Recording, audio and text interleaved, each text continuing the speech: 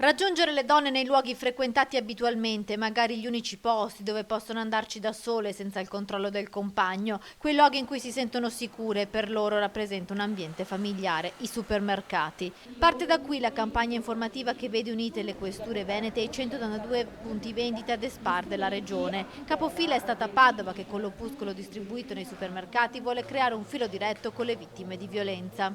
Ci sono molte richieste di intervento, però spesso non vogliono denunciare.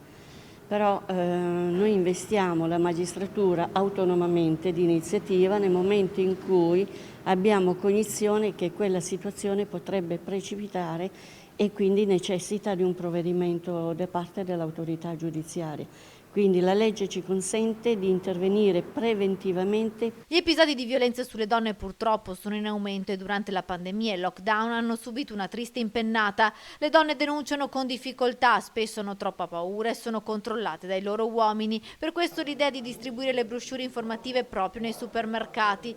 Negli opuscoli che verranno distribuiti a partire dal 24 maggio ci sono indicazioni pratiche e numeri utili da ricordare in caso di violenza. Noi in quest'ultimo anno e mezzo di pandemia abbiamo notato come i colleghi del punti vendita sono diventati più degli psicologi o dei sociologi, perché ricordiamoci che andare appunto a fare una spesa era l'unica maniera per uscire di casa e quindi tante volte ci trovavamo il cittadino che frequentava il punto vendita 2 o 3 volte al giorno perché era l'unica motivazione per andare fuori di casa. Questo cosa ha comportato? Ha comportato anche una richiesta di dialogo.